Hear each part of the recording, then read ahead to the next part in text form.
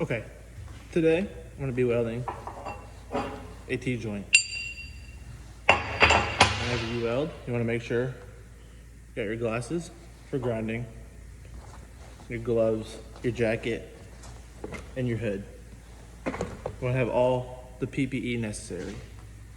So first, to start things off, I'm gonna go ahead and clean my material. You wanna have a nice, clean base metal for welding.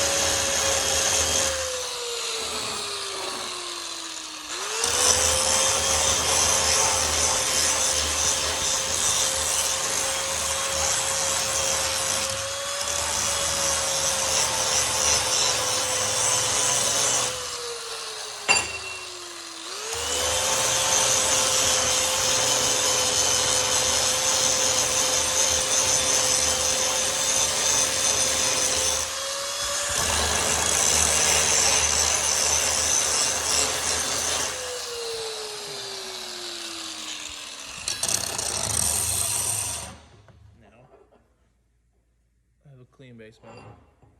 So I should get nice, good, solid penetration to the base metal. So after you finish grinding down your material, you're gonna wanna place 2 tacks, one on each end. And a tack weld is just a small weld to hold the piece in place.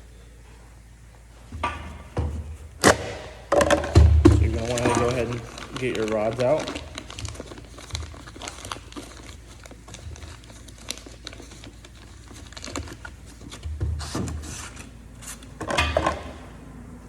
These are the wrong rods. Wrong rod.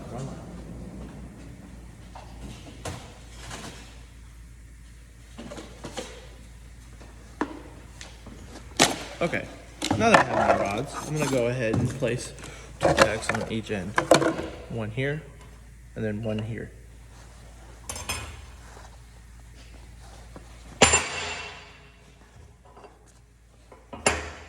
Make sure everything is nice and squared up too before you go ahead and lay the tacks down. Because if it's not square, then you're having a bad day. Okay. I'm gonna go ahead and lay these tacks down, and then I'm gonna go ahead and lay some more beads after that.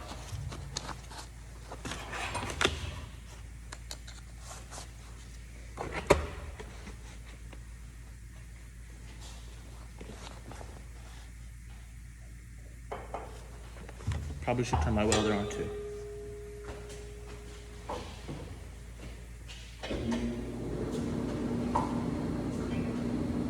Okay, now once you have your welder turned on, your ground clamped to the table, you can go ahead and lay down your tack.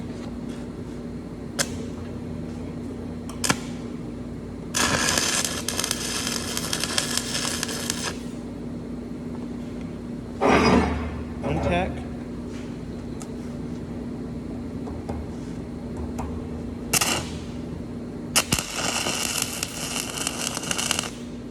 Second tack. And after each weld, if you're doing shielded metal, arc welding, or stick, we like to make sure we clean off the flux after each weld. That way you get a nice clean piece.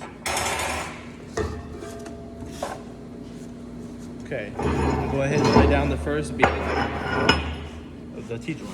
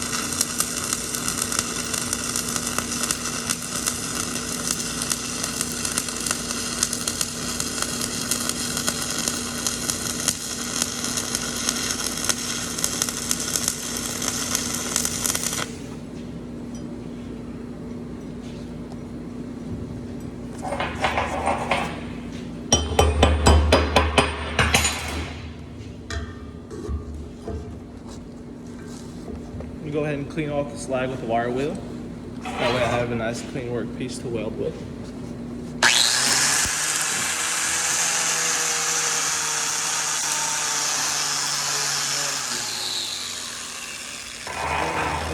Ironing the rest of this bead out.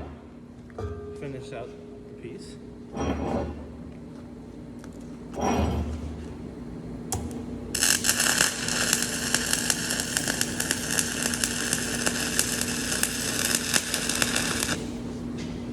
Okay, the first bead, or pass, as you will, I just call it a bead for short.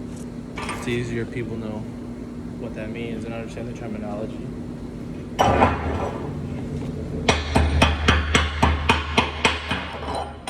People also call them passes. Pretty much just a pass or a bead is what we call them.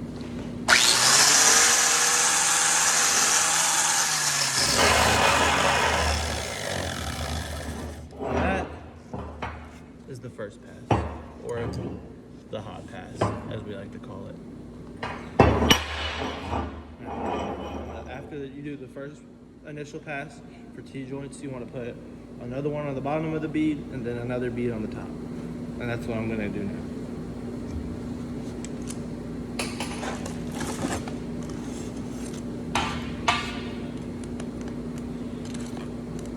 I'm going to go ahead, put my rod, my electrode, my rod into my stinger, and lay down another bead.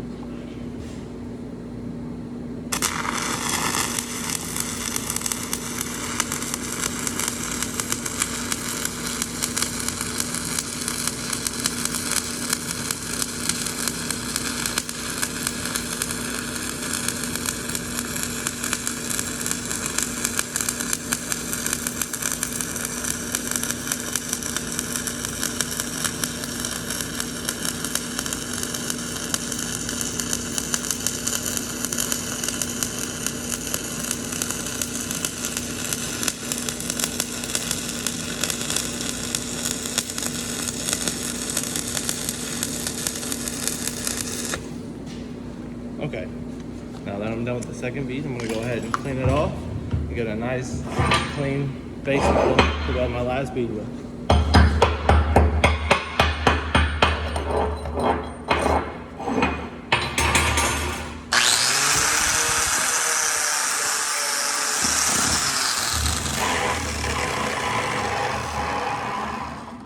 When welding, you want to make sure you clean your piece before and after every single pass.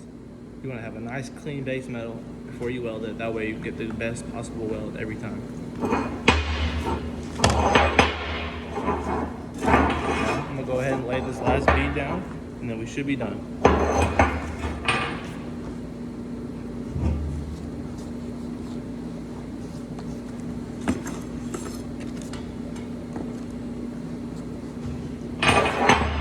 This is the second bead. Right there.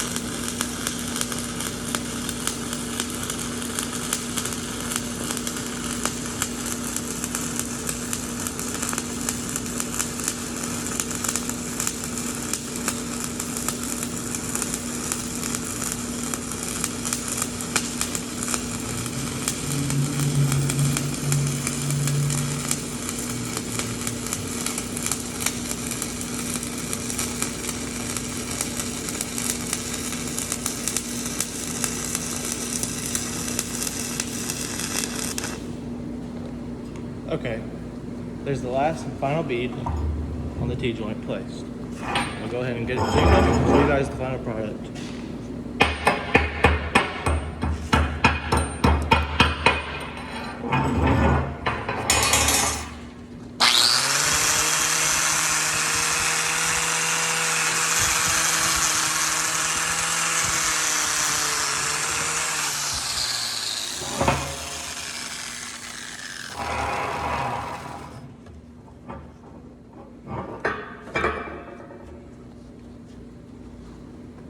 And there you have it.